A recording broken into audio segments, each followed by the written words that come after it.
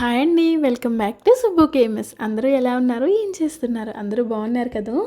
ఈరోజు మనం Telangana special bagara rice చూద్దాం. తెలంగాణ వాళ్ళకి బగారా రైస్ తెలియకుండా ఉంటుందా? అస్సలు ఉండదండి.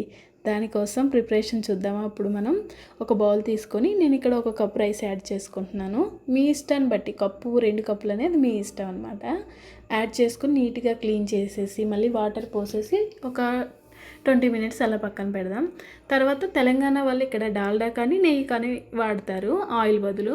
నేను ఇక్కడ జస్ట్ ఆయిలే వేస్తున్నాను. ఆయిల్ హీట్ అయిన తర్వాత ప్యాన్ పెట్టి ప్యాన్లో ఆయిల్ వేసి ఆయిల్ హీట్ అయిన తర్వాత బిర్యానీ స్పైసెస్, కాకపోతే షాజీరా కన్ఫామ్గా ఉండాలి. షాజీరా లేకపోతే బగారా రైస్ అంత టేస్టీగా ఉండదు.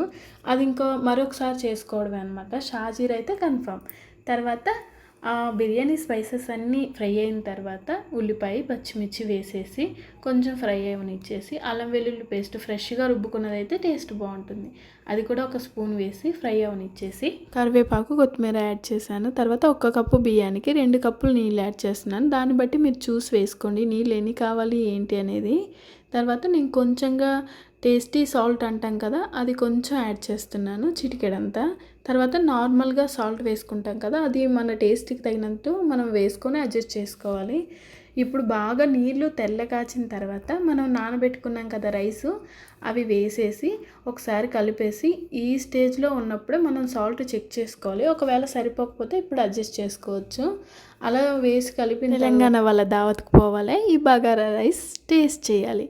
వాళ్ళు పెట్టే ఏ దావత్లో అయినా ఇది ఫస్ట్ ప్లేస్లో ఉంటుందండి. బగారా రైస్ అంత బాగుంటుంది కాబట్టి కాంబినేషన్ వాళ్ళు ఎంచుకున్నారనమాట. వాళ్ళకి చాలా నచ్చుతుంది, మనకు కూడా నచ్చిందనమాట. నచ్చితే subscribe. Thank you for watching.